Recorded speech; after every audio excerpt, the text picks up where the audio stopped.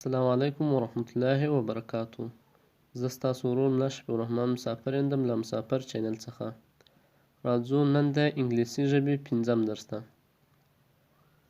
که مو چیرې تر اوسه زموږ چینل نه وي سبسکرایب کړی، زموږ چینل درسره سبسکرایب کړئ او په څنګ کې د زنګولي علامه کېکاږئ تر څو زموږ هره نوې ویډیو اول تر تاسو پورې در ورسیږي. ځو د ویډیو په لور ویډیو شروع کوو.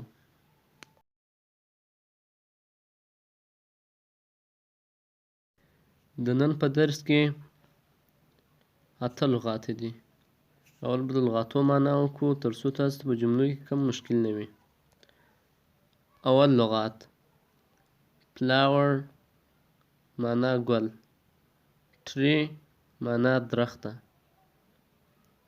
bird معنا چغکه، aeroplane معنا الوتکه یا طیاره، ship معنا کشتۍ، shop معنا دکان، پن معنا د سنجاق ګلمیخي، وینډو معنا کلکین، ایټم پایپ 5مه برخه. This is a flower and that is a tree.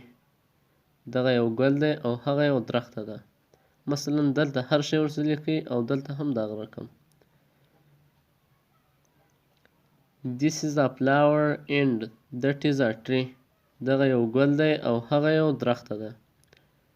This is a bird and that is an aeroplane.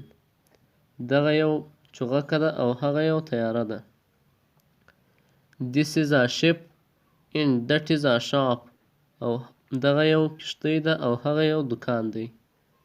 Read voice aloud په لوړ اواز سره هغه لغاتونه چې آی ولري. pen، picture، window، ship، fish، stick.